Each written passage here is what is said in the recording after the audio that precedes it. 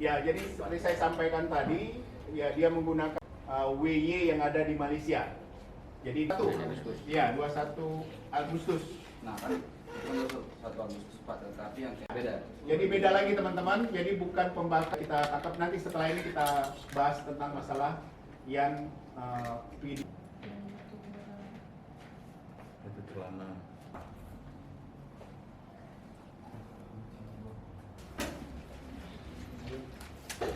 Oke?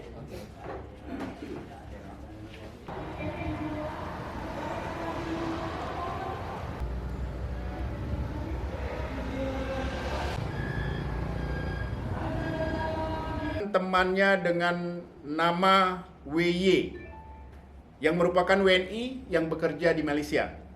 Nah, pada saat obrolan mereka, kemudian WY memprovokasi tersangka RA untuk melakukan pembakaran terhadap bendera merah putih dan mengatakan bahwa Aceh bukan bagian dari negara Indonesia.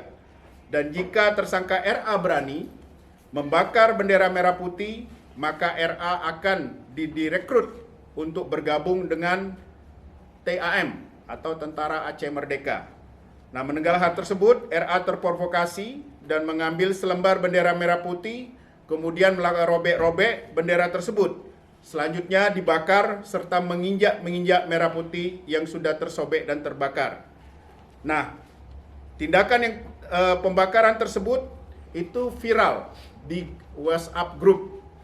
Nah, kemudian kita melakukan tindakan, mengetahui hal tersebut, kita melakukan penyelidikan dan akhirnya kita ungkap. Kita kenakan sanksi pidana untuk RA adalah pasal 66, junto pasal 24 huruf A, Undang-Undang RI nomor 24 tahun 2009 tentang bendera, bahasa, lambang negara serta lagu kebangsaan dengan ancaman pidana 5 tahun penjara.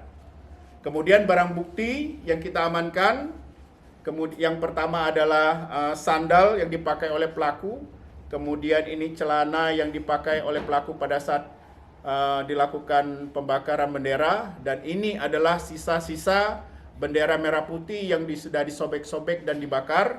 Kemudian ada korek warna merah muda, kemudian ada handphone yang digunakan untuk mengunggah, dan topi yang dipakai berwarna ada lambang bendera bulan bintang di atasnya.